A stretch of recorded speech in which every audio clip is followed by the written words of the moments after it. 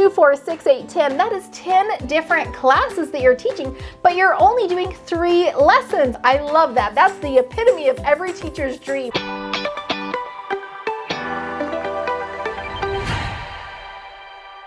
Crystal asked, if we're teaching multiple classes during the week, do we have to teach a new curriculum for every class?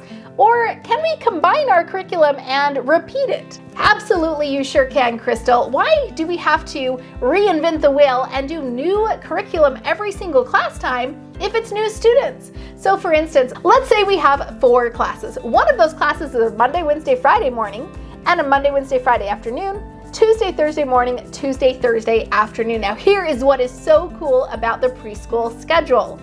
If you have 4 different classes, you have 4 groups of kids. That means these students are different than these, and they're all different than these, and finally these. So you could have maybe 6 students in every class, that's 24 students, but each class is different. So here's how it works. If you have a Monday morning class, these kiddos get lesson A, okay? Now let's say our kiddos left and a new group comes for Monday afternoon. Should they get lesson B? Well, no, because they didn't even hear lesson A. So let's repeat lesson A. Now here we have a different group of kiddos coming Tuesday, Thursday morning. Should they get lesson B? Well, no, because they are also different kids. They have not heard lesson A. How about Tuesday, Thursday afternoon? You get what I'm going to say. They should get lesson A also. So you have 4 different classes, Monday and Tuesday, morning and afternoon, that can all repeat the same lesson A. That means for 4 different class times, you're repeating the same class. That's actually not boring. It's great, and let me tell you why. Because you get better and better and better every single time you repeat the class, and you learn a little bit more from your kiddos in the other one. So by the time you're repeating it here for the 4th time, wow, they're having a great time. And you've also learned, do I want to do this again? And you've changed things along the way, etc. What's great about this is you can write down your notes and you can say, next time I do this lesson, I want to change these things about it. So you're going to become quite the pro as well. So that is 4 different times that you only have to do the exact same class. That means the same art, the same music and movement, the same outdoor gross motor activities, the same indoor fine motor activities, right? Now finally, let's say that Monday and Tuesday is over. You did your morning, afternoon classes for the 4 classes. Now Wednesday comes around. What should you do? Well, Wednesday morning, Wednesday afternoon, Thursday morning, Thursday afternoon, guess what? You repeat lesson B, okay? So for Monday, Tuesday, you're doing lesson A. For Wednesday, Thursday, you're doing lesson B. Again, 4 times, you're just repeating it. Finally, on Friday, you don't have the Tuesday, Thursday classes, you only have your Friday morning and afternoon. That is lesson C. And honestly, sometimes it's just an extension what you've already learned throughout the week that the kids are really enjoying. Or sometimes, maybe they're done with that and you're doing something completely different, but you're doing a lesson C for the Friday kiddos. Now, I will say this really quickly. What if you have some kiddos who come 5 days a week, right? We have had that where we've got a kiddo who takes a Monday, Wednesday, Friday spot in the morning and a Tuesday, Thursday spot in the morning as well. So normally with lesson A or lesson B, he would be getting it double, right?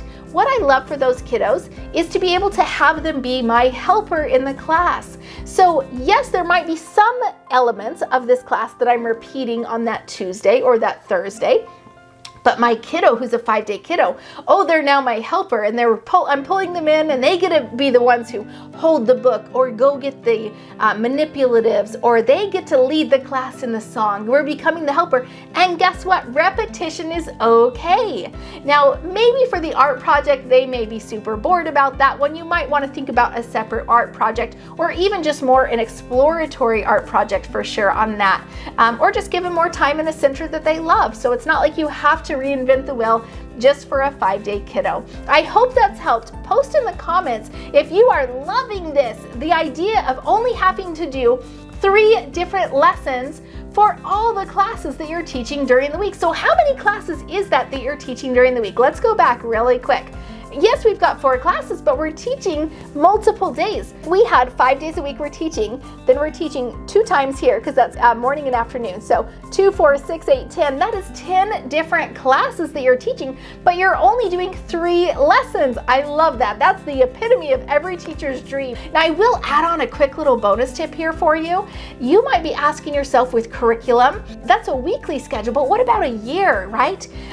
Thankfully, our Fundamentals Preschool curriculum, which is inside Preschool in a Box, is going to help you get all of that curriculum figured out. We actually created it with you in mind so that it has those 3 weekly lessons all lined out with the themes every single week. Every week is a new theme. It has 9 months of curriculum. You can even stretch it to 10 months if you like. And it includes a whole year of curriculum. What happens though if you have the 3-year-old come back to you for their 4-year-old year? You need new curriculum, right? Thankfully, we have a year 2 preschool curriculum as well, because what happens is your parents, they're gonna start realizing, wait a second, didn't they do this art project last year?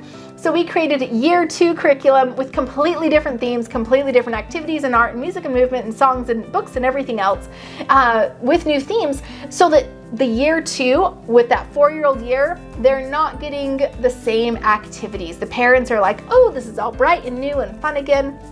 Now, you might say, but what if they come for a 3rd year? Because maybe I had them for their almost 3, they're almost 4, and they're almost 5 year, right?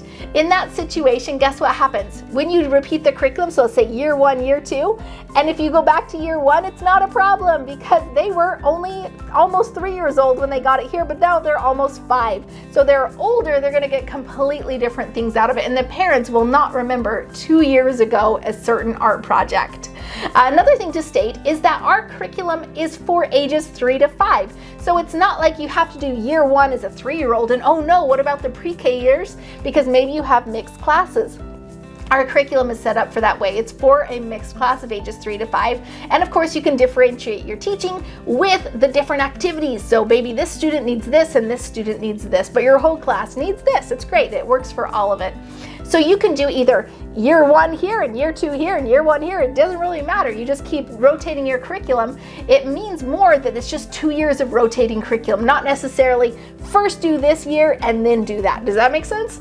Have you heard about Preschool in a Box? It's literally the one thing I wished I had when I started my preschool 10 years ago. It would have saved me so much time and so much money. Instead, I did the wrong things at the wrong time. Waste of time, I tell you.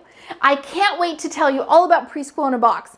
All the things I wished I had, like curriculum. Oh my gosh, can I even tell you how many hours I spent every single night on Pinterest and Facebook groups and the blogs and Google trying to find activities to do for lessons the next day. Or forms. What the heck was I supposed to give to my preschool families? What was I supposed to include in a policies and procedures handbook? Or marketing. How was I supposed to sign up kids? I had a preschool to fill and I had money that I needed at the end of the month, but how was I going to get that tuition, right?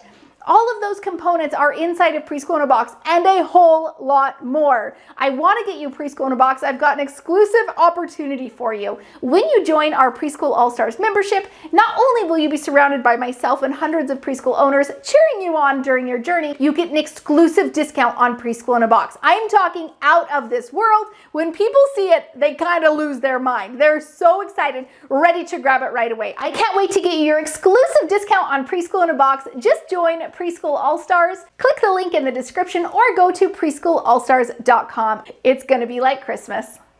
Be sure to subscribe, share, and like these videos. We need to spread this message to everybody in the world. I hope it's helpful. I'll catch you on the next video. Let's say it one more time. Why not? It doesn't help if I'm already this loopy. I'm sorry. Here we go.